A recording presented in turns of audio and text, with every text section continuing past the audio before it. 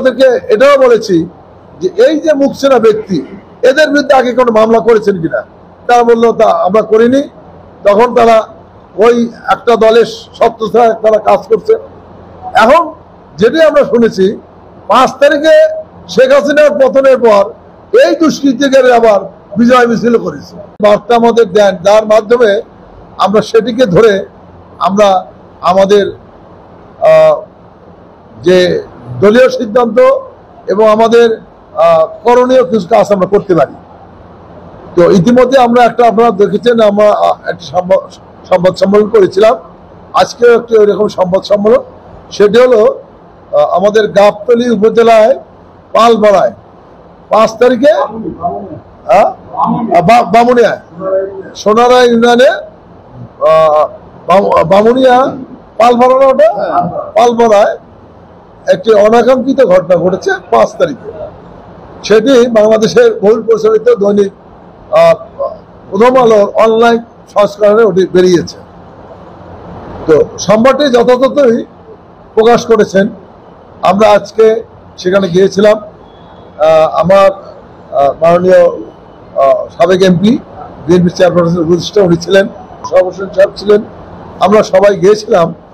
তো আমরা তাদের সাথে আলোচনা করেছি এবং এটির আমাদের বিএনপির ভারপ্রাপ্ত চেয়ারম্যান দেশনায়ক তারেক রহমানের দৃষ্টি এখানে আকর্ষিত হয়েছে। উনি বলেছেন যে আমার নির্বাচনী এলাকায় কি ঘটনা ঘটেছে এটি আপনারা একটু তদন্তপূর্বক আপনারা প্রেস ব্রিফিং করবেন এবং আমাকেও জানাবেন।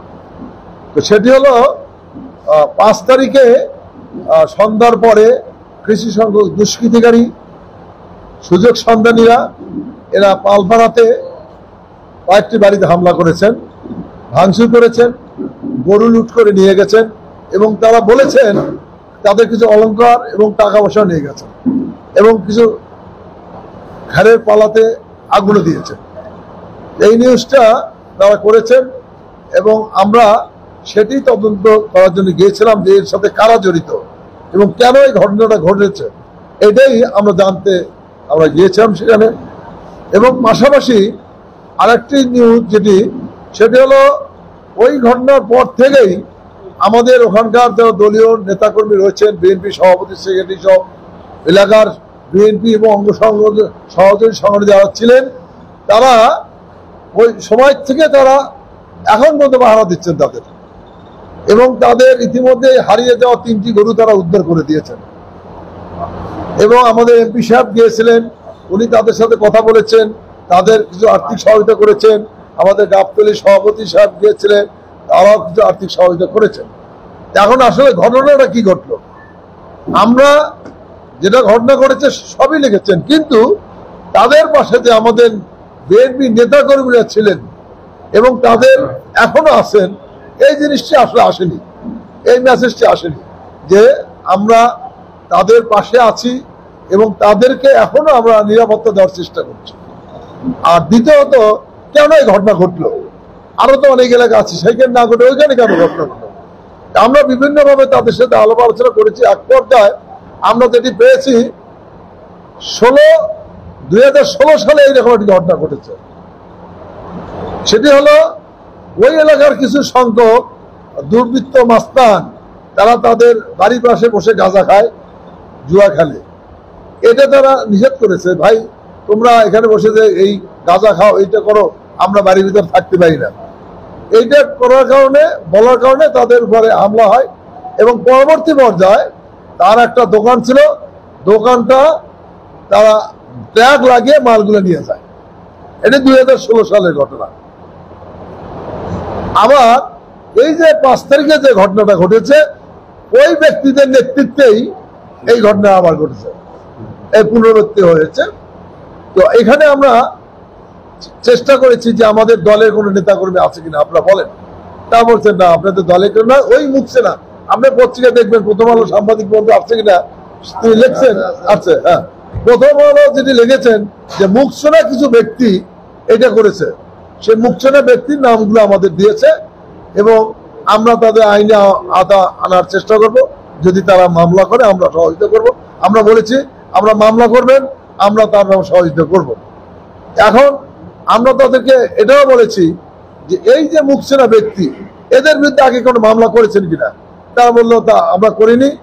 তখন তারা ওই একটা দলের সত্যতায় তারা কাজ করছে। এখন যেটি আমরা শুনেছি 5 তারিখে শেখ হাসিনার পতনের পর এই দুষ্কৃতিকারী আবার বিজয় মিছিল করেছে, ঘটনা বুঝেন, বিজয় মিছিল করেছে এবং তারা এই হামলাগুলো করেছে, মানে লুটপাট করেছে এবং ওইখানে তারা এখনো আমাদের যারা হিন্দু ভাইয়েরা রয়েছেন তারা বলেছেন যে হয়তো হুমকি দামকে এখনো দিচ্ছে, যার জন্য আমরা মামলা করতে পারিনি। আমরা তাদেরকে আশ্বস্ত করেছি সন্ত্রাসী যেই হোক, 16 সালে বিচার হয়নি, কিন্তু এখনো অন্তর্বর্তীকালীন সরকার, একটা কেয়ারটেকার সরকার, অবশ্যই তারা এর ব্যবস্থা নেবে এবং বিচার করবে এবং আমাদের তাদের পাশে দাঁড়িয়ে থেকে আমাদের যা যা করণীয় আমরা তাই করবো। এবং আরেকটা আমরা সূত্র পেয়েছি, সেটি হলো যে ইতিমধ্যে যে উপজেলা নির্বাচন হয়েছে, একটি পক্ষে রবিন খান দাঁড়িয়েছিলেন, আরেকটি পক্ষে সিটন দাঁড়িয়েছেন। সিটন যেহেতু একটি হিন্দু কমিউনিটির লোক, এখানে একটু কিছু আন্ডারগ্রাউন্ডে কোনো ঘটনা মানে হতে পারে, কিন্তু এটা বাইরের থেকে শুনেছি, কিন্তু ওইটা তারা ওইভাবে আমাদেরকে প্রকাশ করেনি। এটি তো এই জিনিসগুলো আমরা আপনাদের মাধ্যমে জানাতে চাই সবাইকে। এই যে আপনারা সংবাদ পরিবেশন করছেন এবং সংবাদ পরিবেশনের মাধ্যমে এই যে সন্ত্রাসীরা চিহ্নিত হচ্ছে কিছু কিছু জায়গায় এবং আমরা কিছু পদক্ষেপ নিতে পারছি, সেজন্য আপনাদেরকে আন্তরিক ধন্যবাদ জানাচ্ছি আমরা। এবং এই সংবাদগুলো আপনারা যথারীতি করতেই থাকবেন। মানে সংবাদ তথ্য একটা জবাবদিহির জায়গা, এটা করতে হবে আমাদের। কাজে আমরা আপনাদেরকে উৎসাহিত করতে চাই, তবে সংবাদটা যেমন আমার সাংবাদিক বন্ধুদের কাছে বলতে চাই যে আমার দলের লোকেরা যারা তাদেরকে সহযোগিতা করছে, এখনো আছে, তখনও পাহারা দিচ্ছেন, এই জিনিসটা হয়তো তারা হয়তো এড়িয়ে গেছেন, যার জন্য হয়তো সেটা করছি আসেনি। যদি ওটা আসতো আরো ভালো হতো।